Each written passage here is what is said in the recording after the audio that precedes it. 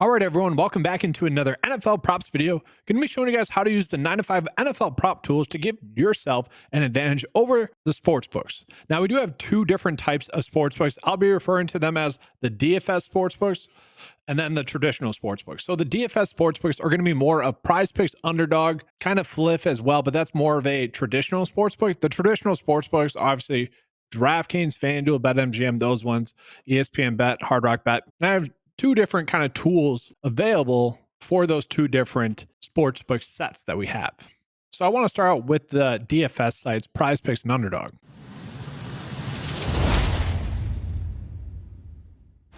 So first, just real quickly, we'll talk about kind of navigation to this page. So for the props, you could go to the PrizePicks or Underdog cheat sheet for the DFS sites. Then we also have a specific cheat sheet for DraftKings and a specific cheat sheet for Fliff. If not, if you're just looking for the general NFL prop bets, you would go to NFL cheat sheet. But let's start out with the PrizePicks cheat sheet here. And so if you are someone that maybe doesn't know how to go about properly beating PrizePicks or Underdog in a long-term solution, I do have it laid out for you guys directly on this page. If you ever hear me refer to a bet being a good bet, that's typically because it has a 54% edge or greater, or likelihood to hit, however you want to phrase it. And the way that this is determined is by taking the average sportsbook line from several different sportsbooks that you guys will see later on in this video. We compare that average line, their over and under for that line without juice associated to the line, because we need to get the true odds for that line, and comparing it against the PrizePicks or Underdog bet. And so you guys will see here, again, these are kind of typically why I will favor a 5-slip bet or a 6-slip bet, because in order to gain long-term edge over PrizePicks or Underdog, you only need a bet that has a 54% likelihood to hit or so. Whereas if you're doing 2-slip bets, 3-slip bets, 4-slip bets, that number goes up. Now, it does change when you have discounted props that PrizePicks or Underdog gives us, or free square. Then I typically tell people, just find the best bet available on the board that day and use that with the discounted prop or free square. This is also shown right here, win rate based off of a 6-slip bet, and kind of how that 54% calculation goes into that. And so I'm doing this video on Tuesday, guys. We're not getting that many prop bets just yet in general. We can see that the top prop bet on the board right now is going to be Brandon Ayuk for over 4.5 receptions. Now, in this cheat sheet, you'll notice that we have a projection line in there. The projection data, some people probably get a little bit confused by sometimes. That's not really important in terms of gaining a long-term edge on PrizePicks or Underdog. That's more of a secondary resource for everyone to use and to look at, because sometimes there are lines that pop up that maybe I personally don't agree with. And if the projection data disagrees with kind of what Vegas is seeing, that might be a prop bet that I personally choose to stay away from. But yes, let's just kind of talk about reading this first prop bet. So we got Brandon Ayuk, San Francisco versus Seattle. They play at it's Eastern time, 8:15 Eastern. We look at the game total. It's a 74.5 game total, with the over favored by, on average, about 109. The spread is the Niners are favored to win by 3.5 points. It's slightly more likely for that to go over as well. The prop that we're looking at right now is going to be this receptions prop, and the 9to5 tag, which is the bet that you would make based off of how Vegas views it, is going to be to bet the over. And so we can see the over line here is minus 130. So again, adjusting for no juice associated, that has a 53.2% likelihood on average per the average sportsbook line for him to get over 4.5 receptions. So the under then is 11.23. Now, on a typical sportsbook, a line will never fall between or lower than 100, whether that be plus 100 or minus 100. It's never going to fall lower than that. So this is kind of already telling me that maybe some books are giving us slightly different lines, but oh well, that doesn't really matter. We're getting the general sense of what this line is telling us. And so we see the sportsbook line. That's the average sportsbook line pulled in from all the various sportsbooks. And then we're seeing right now that Underdog, and I like to compare Underdog and PrizePicks against each other. They're the two most popular in the space of DFS props. So it's nice to be able to gauge using that. Maybe one of them is actually the outlier, which we'll see right here with Zach Ertz. So for example, Zach Ertz, the projection data likes him to get 32.6 receiving yards. The average sportsbook line has that 27.5, where they're basically giving him a 50-50 chance. So yeah, naturally the PrizePicks line being 3 over both Underdog and the sportsbook line, that's a clear outlier there. And so one of those two are pretty wrong, because 3 is a big prop line difference. And that's what you'll see. Your prop line difference, the PrizePicks line minus the sportsbook line, is what that is showing us. And the edge is going to be the calculation of which the bet is likely to hit.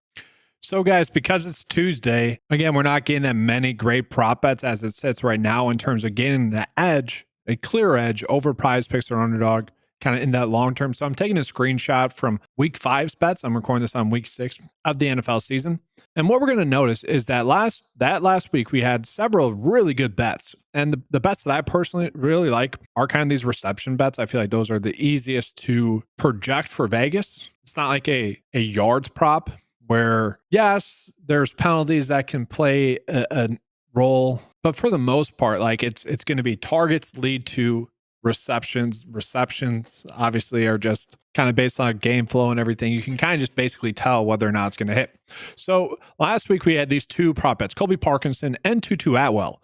We can see Colby Parkinson was at 3.5 receptions. Tutu Atwell was at 3.5 receptions as well. Now, this is one where the projection data didn't really like the over for either of them. Again, that's why it's more of a secondary data point.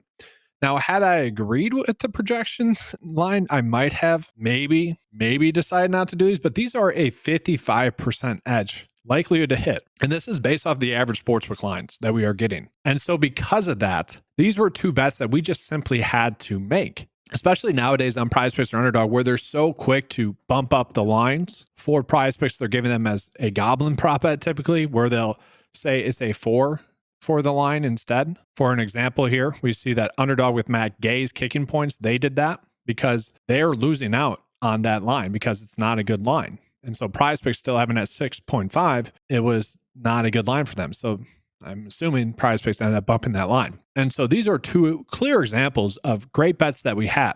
And so here's kind of just the results from that. Obviously, very nice. This was a game that I personally really liked. I really like these bets. I went pretty in on those, especially when they're popping up. Tutu went and had 6 receptions. Colby Parkinson had 7. And so we'll bring up that screenshot again. And what we'll notice is that we had another good prop bet in there, George Kittle, to get over his fantasy score. Now, this is one that I want to call it. Fantasy score is a little bit different in terms of the calculation. It's a combination stat. So we're looking at the likelihood for a receiver. It'd be the likelihood really for them to get their over receptions and their over receiving yards. Also attached to that is going to be an anytime touchdown. Now, yes, some receivers, in this case the tight end, some will have a little bit of rushing props associated with them. It is taken in all of that, but obviously for a tight end, for a receiver, we're not going to get passing yards or anything like that. So, but that all goes into it. So it's a little bit different than your normal prop bet. And that typically results in us getting the biggest edge is with fantasy score. Sometimes it comes down to the likelihood of an anytime touchdown, really how PrizePicks is valuing that compared to a traditional sports book. But this is typically where we get our biggest edges. And so Garrett Wilson was the exact same thing as George Kittle, where one, we can see that's going to be a slightly better bet on PrizePicks compared to Underdog because of Underdog. Underdog does it with a 0.5 PPR, the traditional scoring. So if you're looking at the PrizePicks cheat sheet, we are making a calculation adjustment in there for PrizePicks scoring and vice versa for Underdog scoring. Now, I do want to call out one thing in regards to fantasy score and how it is also calculated. A lot of the times players will not be likely to score a touchdown. If it's very not likely for a player to score a touchdown, that line is not associated with the average sportsbook line for the over or under. You will not see that percent likelihood shown in there. Okay, so in this area right here. However, the percent likelihood for a player to score a touchdown will be reflected in the average sportsbook line because the average sportsbook line for someone to score a touchdown is 0.5. If you were to take 0.5 times 6 for a player that only has like a 10% likelihood to score a touchdown and you just did 0.5 times 6, that would drastically skew the data for the average sportsbook line. And then everything would be favoring the over, So we're taking that, like for that example that I just used, that 10%, and we're basically saying, all right, what would be 10% of a 0.5 line? And then including that in the sportsbook line calculation. And I will say, guys, the nice thing about using this screenshot is the only bet that missed last week in this portion was Keenan Allen. So we had several of bets that had a 54% likelihood or better to hit, and they all hit minus the Keenan Allen line, which is obviously higher than a 54% likelihood to hit. That's going to happen. That is sports betting. That's worth calling out. Is that some days are going to be worse than the others. Some days Vegas is going to be more correct than PrizePicks or Underdog. That's just going to happen. In this situation, great. But that's also part of it. That's why we are chasing those lines that give us that long-term edge, a 54% likelihood or greater to hit. And so let's jump back into the lines that we have for Tuesday.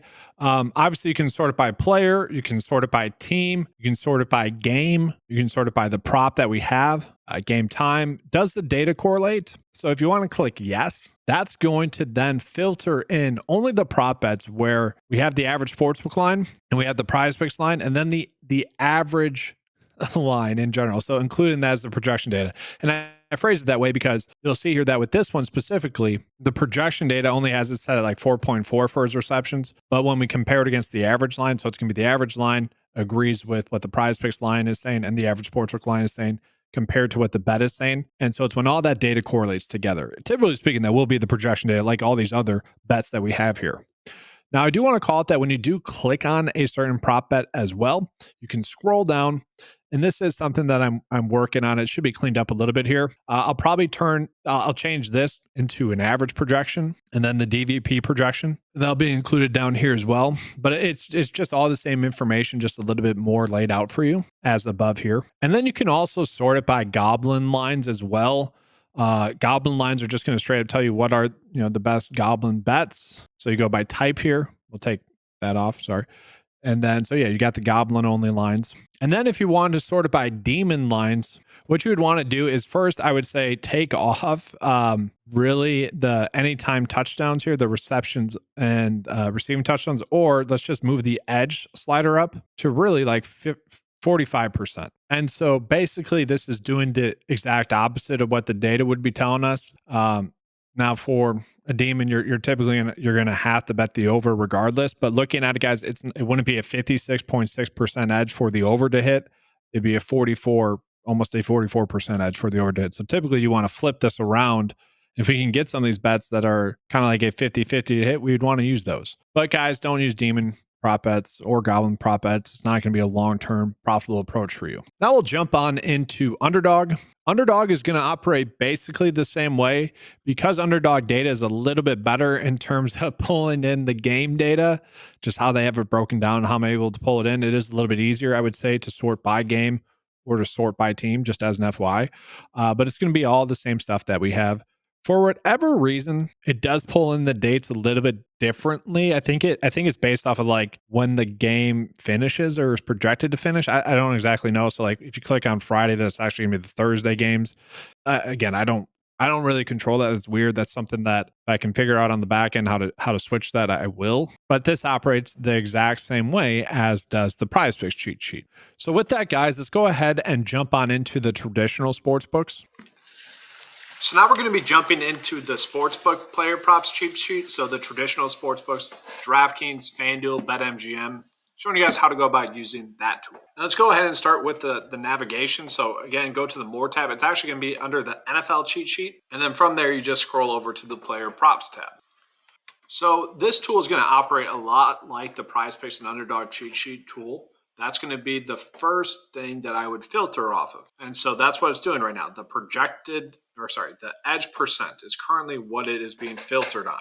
And what this is accounting for is going to be looking at the average sportsbook line, these average sportsbook lines without the juice associated with their lines, and then comparing it against a specific sportsbook's valuation for that prop bet. And so for here, we got Brock Purdy. The average sportsbook line is giving him a 50.5% chance to get the over of 12.38. Okay.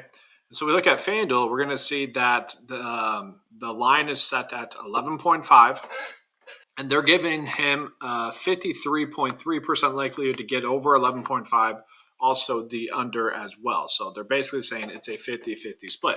But what you'll notice here is that these lines still have the juice in them. That is not being calculated out. And so the biggest thing here, guys, is that when this edge number is positive, that is us telling us that we are getting a massive edge over that book on a certain bet, because it should never be positive, because we're looking at the average sports books lines there with the juice taken out. And so if we are gaining a positive edge percent on a bet on a sports book, that's just telling us that's a blatantly bad line that they have currently. And it's rare, but it does happen throughout the week several times. I'm doing this video on Tuesday, so there's not going to be any positive ones just yet. It's a little bit too early for a book to have a truly bad line out there. You would argue, though, that this line here with Brock Purdy is one that you could think about betting. So I do want to call it that the edge percent and the bet tag here, those are directly linked together. Okay. And I say that because when you look at the projected edge, it might be a little bit unclear what you should be doing. You'll be able to figure it out pretty much right away. So let's sort by the projected edge. And this is something that we'll probably have to sort by a decent amount because, again, it's not typical that we get a lot of bets where there's a big edge percent. So what you could do is sort it by the projected edge. And so this is going to be basically the same calculation as the edge percent, but we're going to be using the projected line for that player instead of comparing the average sportsbook line versus the book that we're looking at. So in this instance, BetMGM. Now we can see that he's projected to get almost double what the line is currently showing for him. And if you guys are wondering what goes into the projection data, it is the sportsbook line to start. That's part of it, the average sportsbook line. But it also is pulling in several of DFS-based projections, if you will, which is it was developed slightly different, and that's from several different sources. And again, throughout the week, the Dave's always updating. We'll see if this ends up holding true. But what you'll notice here, and this is why I want to call it out, the bet tag is telling us to bet the under. That wouldn't make sense when he's projected to get 31.64. So before you place a bet when you're sorting it by the projected edge, just make sure that whatever bet you are betting here lines up with the projected line. And now I might add this in there where we have a bet tag that's based off the edge percent and a bet tag that's based off of the projected edge, or I might just have another filter for this page. And real quickly, I'll just show you guys MLB. I did that for MLB, and it just seemed to confuse a lot of people more than help people. And so that's why I'm a little bit hesitant to do that. And that's why I put the projected line and the line that the book's giving right next to each other so we can easily see that. Now let's just talk about kind of everything else associated with this page. Okay, so we have all the filters that you can filter off of, so you can search by whichever player you want, whichever team you want, the game, a certain position, the date, the time, prop line difference minus the sportsbook line, and then edge, and then projected edge, game total, the prop itself, so like receptions is one that I like to target, and then the sportsbook, a specific sportsbook that you would like. So if you guys have seen me in my videos, this is one of the practical ways that I go about using it as well. Is that typically there will be a line that I see maybe on PrizePicks or Underdog that I think there's a good edge on, or let's just say if you're someone that can only bet on a traditional sportsbook, there's a player that you think is going to have a massive game and you want to bet on them. This is how you go about doing that. So forgive me on the poor screenshot here, but this is an example from last week then. So like Jordan Whittington and Tucker Kraft, really everyone in the Packers game I thought was going to have a lot of receptions, but the two that I really liked the most was like Tucker Kraft to get over his receptions and Jordan Whittington. And so what I would do is I would sort by like Jordan Whittington, where are we getting the best odds? And so I'll show you guys that with maybe a Thursday night prop, and it's just going to be a random one here. So I'm going to just do Juwan Jennings, and this may or may not be the best example. I haven't looked at it, but let's do Juwan Jennings receptions. Let's say I think he's going to have a good game. I think that the 2.5 receptions is too low. Again, I'm just kind of randomly choosing this, so don't make this bet. But what I would want to do is, all right, where are we getting the best bet then to bet is over? And we can see here, it'd be BetMGM. Now, I understand that not everyone has access to all these books. I get that. That's where you can sort by sportsbook as well. But this is all about making the best decision possible. And that's what we're going for here. If you are someone that gets access to most of these, by all means, these would be the best that you want. Now, I can add in more books. I don't think I have that much of a pull with like Europe or like Australia, but I do have those odds. That is what is going into the average sportsbook line as well, just as an FYI. So if it ever doesn't like fully add up to the lines that you're seeing here, there are more books being pulled into this. Like I said, some of those other kind of foreign ones, but I don't think that many people, maybe 1% would use that. So there's no point in that. And so let's just like continue on with this cheat sheet here. And so obviously we have the player name and game, receiver position here. Okay, game total, team spread, kind of went over the over and under lines here, percent likelihood to hit, the average line, what sportsbook we're looking at specifically here, what the bet would be based off of the edge, what the player is projected to get. Now, what you might not understand, and I should explain this, would be the line minus the average projection. And so the difference between the projection and the average projection is simply that we are not just looking at, let me rephrase that. We're pulling in all the data points for a certain line and then taking the average lines together. So included in that is the projection data from those DFS sets that I mentioned, or sorry, from the DFS related projections, I should say, and putting that into this. And so it's a slightly different calculation, but basically we can sort by this as well. And so in simple, this will basically always be the sportsbook line that we're getting here. So the FanDuel line minus basically this line right here, which is the average line that we're getting pulled in here. Okay, so that's the easiest way to make sense of it. And so if you sort by this, it most likely will line up with the bet tag as well. And so the last little bit of like information I want to call out to you guys is let's click on a player. So I don't know, let's say I want to look at Juwan Jennings. So we look at Juwan Jennings, we can scroll down here on this page. And what we're going to see is we got the projection data, we got the average, we got the Vegas, and we got the DVP. Defense versus position. So obviously as a receiver, we're looking at kind of receptions here. So let's take a peek at that. So he is projected to get 2.25. He does average 4.4. We kind of know why, because Devo and George Kittle are out in some, whatever. Vegas reception line has it at 2.5. And then the DST gives up 2.38 receptions on average. Now, I do want to call out, I'm switching to Brandon Ayuk here to show you guys this. You'll see that Brandon Ayuk's defensive receptions, so the opposing teams, what they give up to opposing receivers is a little bit different than Juwan Jennings. Well, that is based off of their projected role for this game based off of how Vegas sees it going. So I did want to call that out. Otherwise, you'd have in this case, you'd have Juwan Jennings. That data would not be good data than if you're just comparing it raw. Or a better example, you have a team that does a lot of 2 tight end sets, so thus they're not using receivers as much versus a team that does a lot of 4 receiver sets like that would offset the data, especially early on in the season. So I did want to call that out. So with Ayuk, though, as well in this example, we can see the snap counts by week as well as kind of the red zone usage. Obviously, the red zone usage is going to be good to look at for like touchdown-based bets. So from there, there is some DFS stuff related in here, daily fantasy stuff as well.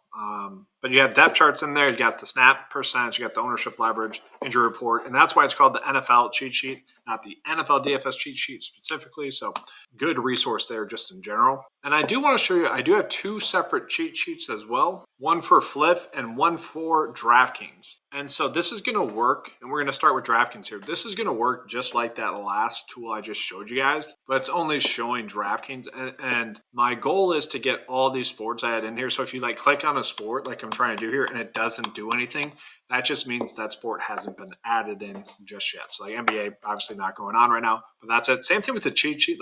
Now that I have NFL and MLB together right now, obviously MLB's in the postseason right now, but now that I have both of those two, that's on my task list is to add that into a specific cheat sheet. But you guys can see it right now. It's going to work the same. You can sort by projected edge and edge percent. So same thing as what I just showed you guys. And then the Fliff cheat sheet will work the exact same as well as the other sheet I just showed you guys. So Fliff will have some random lines that really are just too good to be true to pop up in there occasionally. But for the most part, you probably will just be sorted by the projected edge percent here as well. So I do just want to reiterate here the 3 practical uses that you'll have for the props cheat sheet. Obviously, that's up for you to decide as a whole. But first, you would want to start with sorting by the edge percent and then making that bet according to the bet tag.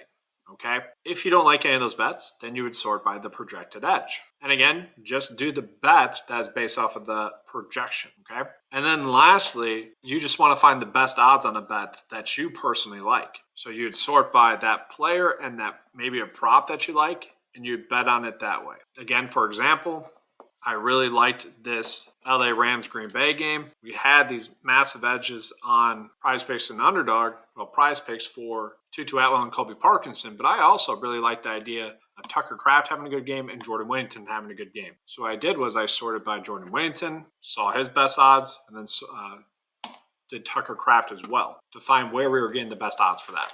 Now, one last little current call thing here as well. If you are someone that uses this cheat sheet on a mobile device and the pinching in and out doesn't work, maybe it's just bouncing each time, like refreshing the page. That problem hopefully is alleviated. I did just do a website update, hoping that kind of alleviated that. I know some people have that issue, but what you could do instead is scroll down to the bottom of the page and use this zoom in and zoom out slider to fit according to your phone. Another thing you can do is set your mobile device to have 9to5sports.com be viewed as a mobile desktop site. Okay, so it'll be showing you guys it more as a desktop site. That would alleviate that as well. But guys, that's all for this video. Hopefully that explained maybe some questions some people have, and hopefully that'll lead to you guys making better bets. All right, thanks for watching, guys. Good luck, and as always, let's keep cashing.